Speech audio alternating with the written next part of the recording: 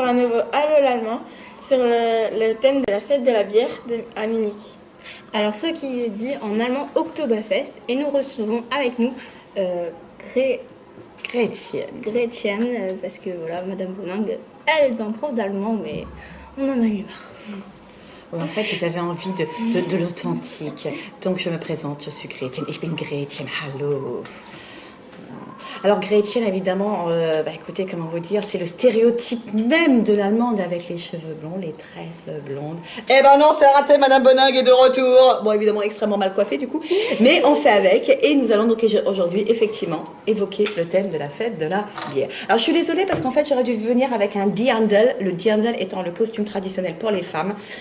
Tout ce que j'ai gardé effectivement, et vous allez retrouver ça tout à l'heure sur les photos, ce sont les admirables tresses.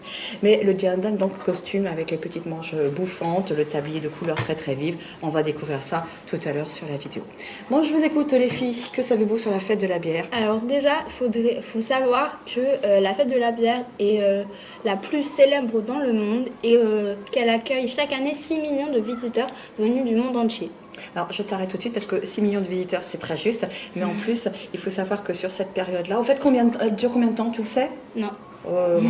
2 semaines, 2 bonnes semaines. Ça peut aller de 15 à 18 jours. Et il faut savoir qu'en fait, sur cette période-là, ils consomment 6 millions de litres de bière. Rien que ça. Ça va. Et donc, que sais-tu d'autre sur la fête de la bière? Alors, ça se déroule auprès de Thérèse, car la première fête a eu lieu à cet endroit-ci et c'était le 12 octobre 1810. Alors, je t'arrête quelques instants. Alors, tu as raison.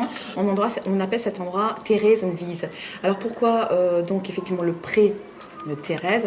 Tout simplement parce que cette fête donc a été mise en place après le mariage du futur roi Louis Ier. Oui, c'est ça. Et ce brave Louis Ier de Bavière venait donc d'épouser une princesse qui se prénommait Thérèse. D'où le nom effectivement de ce terrain vague. Oui, c'est ça. Parce que c'est un terrain vague donc qui se trouve effectivement aux abords de Munich. Du coup, en gros, cette fête, comme on a dit, on y boit beaucoup de bière et il se passe aussi des courses de chevaux, mais qui a été arrêté pour des temps-ci. Oui, mais ça fait très longtemps déjà qu'on a arrêté ces courses de chevaux. Ça, c'était au début, effectivement. Donc, encore une fois, le point de départ, c'était les festivités après les noces du futur roi. Et à cette époque-là, effectivement, et dans les années qui ont suivi, il y avait des courses de chevaux, il y avait des concours agricoles. Et puis, effectivement, ça n'existe plus tout ça. Par contre, maintenant, cette fête commence par un défilé. Ah oui, c'est ça, un défilé en costume traditionnel. En costume traditionnel, exactement, voilà. Et donc pour les hommes, au fait, est-ce que tu sais ce que portent les hommes? Quel est le costume traditionnel des Bavarois? C'est pas le... Oui, j'aime bien, oui. On appelle ça salopette. C'est la culotte de peau, effectivement, oui. Avec quoi? Avec des grosses chaussettes. Donc, parce qu'en fait, c'est une culotte courte, quand même, il faut l'imaginer courte, avec des grosses chaussettes de laine. Et puis, on porte un bonnet vert, là. Un bonnet. Un chapeau. Un chapeau vert, un chapeau tyrolien. C'est ça. Du coup, nous allons passer au TBI pour vous faire voir quelques photos. Nous nous retrouvons au TBI, mais Alice a dû partir pour une urgence. Mais heureusement, nous nous retrouvons avec Hildegarde, la nièce de Gretchen. Voilà. Et ceci donc pour vous présenter effectivement un petit peu le déroulement de la fête. Donc comme on le disait tout à l'heure, l'Oktoberfest, donc la fête de la bière à Munich, débute par un défilé.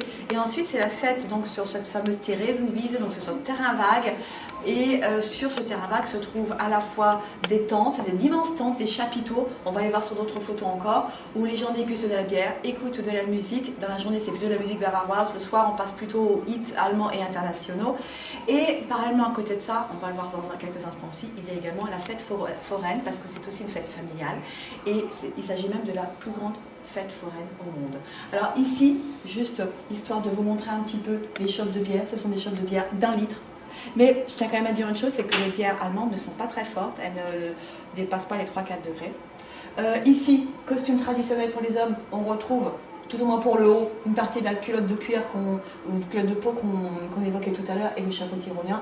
Pour les femmes, on aperçoit à peine ces petits chemisiers à manches bouffantes, mais on reviendra dessus dans quelques instants. Et voici, regardez un petit peu, voilà la coiffure typique de la Grétienne avec les tresses qui apparaissent sur les côtés. Je passe à l'image suivante. Enfin, si le TBI veut bien, oui. Alors voici un exemple de chapiteau, vous voyez c'est absolument immense, c'est bondé, on a quand même dit 6 millions de personnes sur une bonne quinzaine de jours, c'est absolument, c'est énorme, c'est très très impressionnant. Et là on retrouve les fameuses bretelles des costumes traditionnels, voilà. On continue. Voici cette fois-ci pour les jeunes femmes, donc ces petits chemisiers manches bouffantes et elles portent des tabliers de couleur qui malheureusement n'apparaissent pas très bien ici, mais on voit toujours les tailles impressionnantes de shorts. Et ici on retrouve effectivement cette foule absolument immense, caractéristique. Voici encore une jeune femme en costume traditionnel, toujours ces fameuses petites manches bouffantes, le tablier qui descend en dessous du décolleté, c'est vraiment absolument typique. Regardez, on le retrouve aussi à côté dans une autre couleur, et le tablier est toujours dans des couleurs assez vives.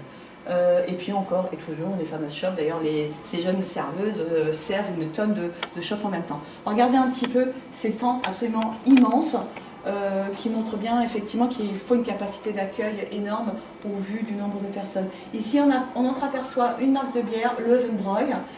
Voilà, il faut savoir que chaque brasseur de Munich va avoir au moins une immense tente comme ça pour vendre sa bière. À ce propos, il faut savoir que au fond cette fête de la bière, elle est bien antérieure à 1810 parce que des fêtes de la bière, il y en a eu déjà bien avant, un petit peu partout en Allemagne, tout simplement parce que c'est une période où on va vendre ce qu'on a encore comme stock de bière avant de brasser la nouvelle. Voici donc des gens attablés, là vraiment en costume traditionnel, on voit le chapeau tyrolien, on voit bien que le genou du monsieur n'est pas couvert, il porte des grosses, d'épaisses chaussettes de laine, et puis voilà, on trouve bien sûr, on les retrouve attablés parce qu'ils mangent également sur place, donc on ne sait pas que consommer de la bière, on s'alimente aussi. Et voici un petit aperçu de la fête foraine, donc cette plus grande fête foraine au monde. Voilà donc pour l'aperçu sur la fête de la bière. Voilà, j'espère que vous avez aimé la vidéo. N'hésitez pas à la liker, à vous abonner et à commenter. Et si vous avez des questions, n'hésitez pas à me contacter. Je suis désolée, en réalité, c'est Gretchen qui devait répondre à vos questions, mais elle nous a faussé compagnie, elle ne supportait pas la concurrence, il y en avait une de trop. Mais ne vous inquiétez pas, il nous reste toujours Gretel. Et Gretel est la fille de Gretchen. Mais elle ne parle pas un seul mot de français. Elle va donc vous saluer en allemand. Auf Wiedersehen. Tschüss. Salut tout le monde.